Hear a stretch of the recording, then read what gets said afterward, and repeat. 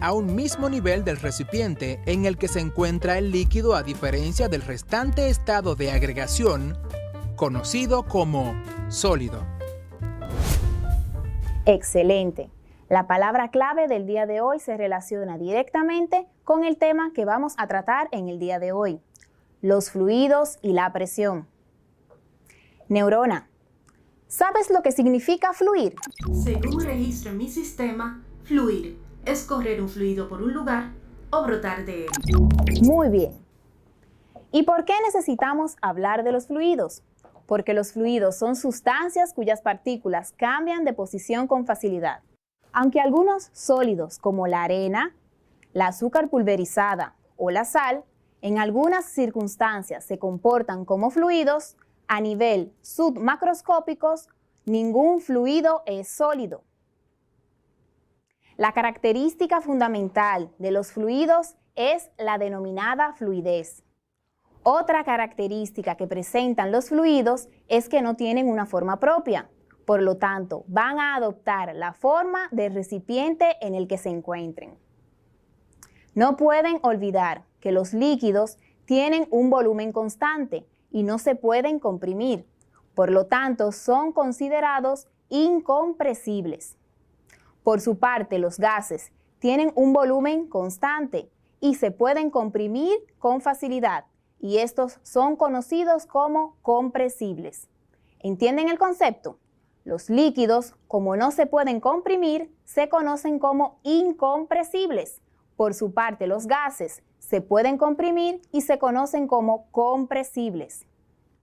Estudiar los fluidos en equilibrio constituye el estudio de estos fluidos en su estado normal, que es una parte de la física que se encarga del estudio de la hidrostática y la aerostática, es decir, el estudio de los gases en equilibrio.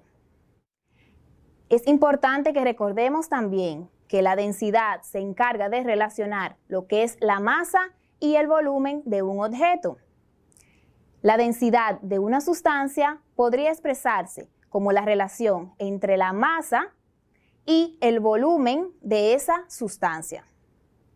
Vamos a conocer las fórmulas que necesitamos utilizar para obtener lo que es la densidad, la masa y el volumen de la sustancia. Acompáñenme. Vamos a tener de este lado las fórmulas.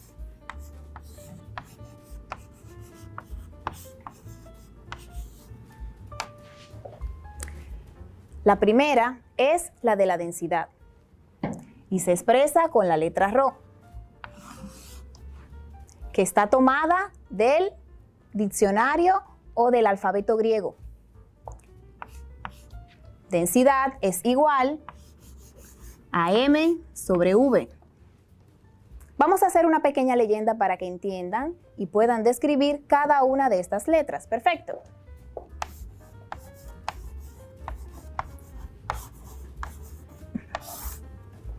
La letra Rho significa densidad.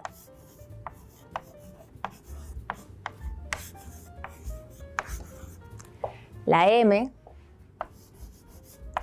representa la masa.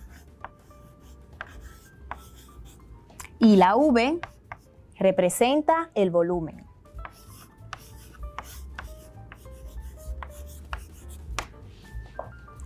Entonces, la fórmula general de la densidad es igual a la masa entre el volumen. Para obtener la fórmula de la masa, vamos a tomar los siguientes parámetros. Vamos a realizar un despeje de esta fórmula. ¿Y qué es despejar? Es un proceso que consiste en modificar una ecuación hasta que la variable que necesitemos se coloque o se aísle a un lado o miembro de la igualdad. Vamos a ver en qué consiste esto. En este caso, vamos a aislar la variable masa y decimos, está de este lado, densidad, el volumen se encuentra dividiendo, pasará multiplicando.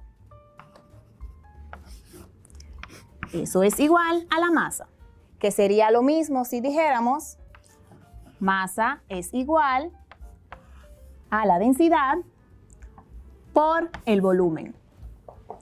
De igual forma, realizamos un despeje para obtener a partir de aquí la fórmula del volumen. Y tenemos la masa, la densidad está multiplicando, pasará dividiendo entre la densidad, o sea, la masa entre la densidad es igual al volumen, que sería lo mismo si dijéramos el volumen es igual a la masa sobre la densidad. ¿Vamos entendiendo hasta aquí? Cada una de estas fórmulas tiene una unidad de acuerdo al Sistema Internacional de Medidas. En el caso de la densidad, el sistema de medidas es la unidad de medida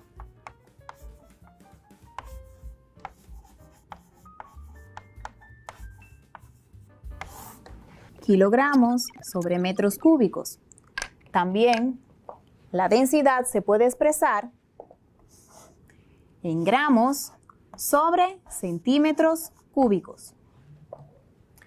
Con estas magnitudes podemos descubrir que la masa, la fórmula general de la masa es densidad por el volumen, se expresa en kilogramos o en gramos.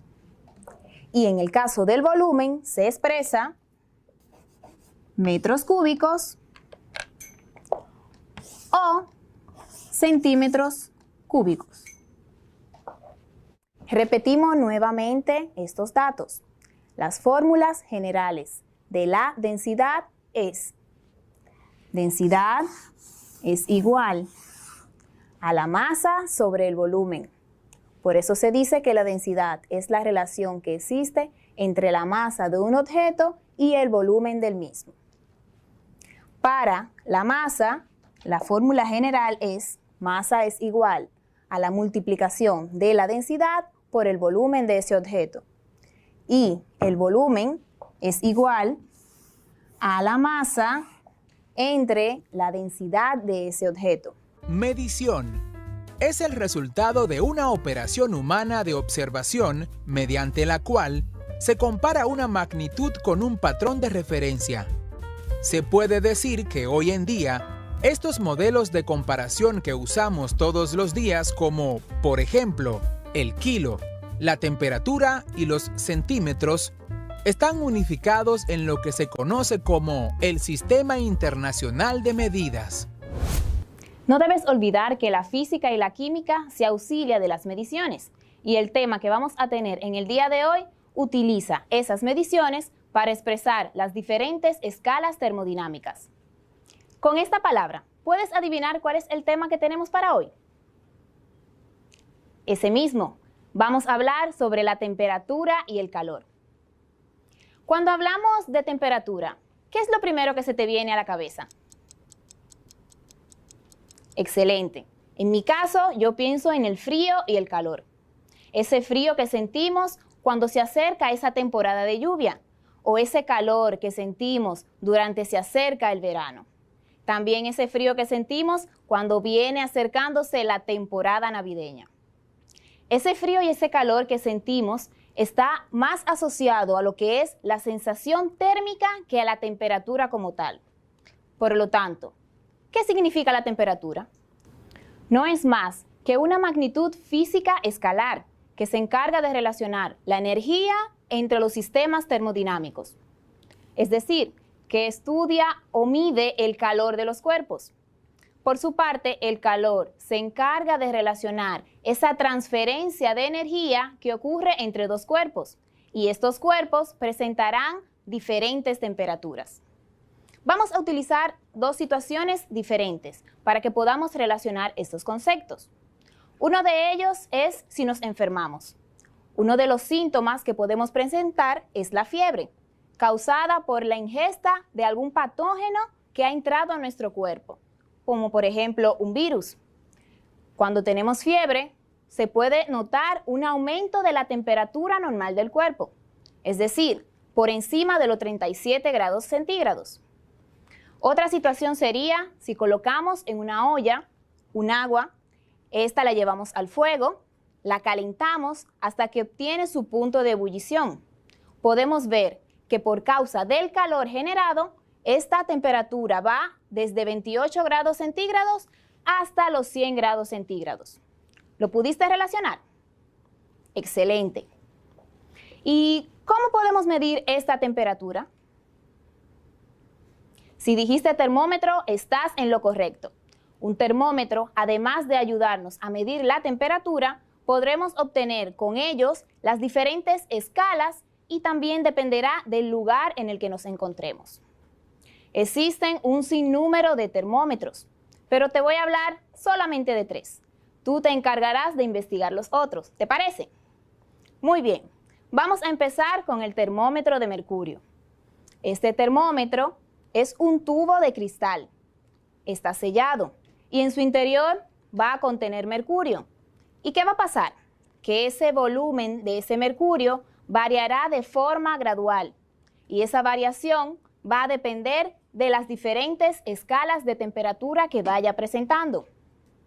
Este termómetro fue inventado por Gabriel Fahrenheit en el 1714. Otro termómetro muy utilizado es el termómetro clínico.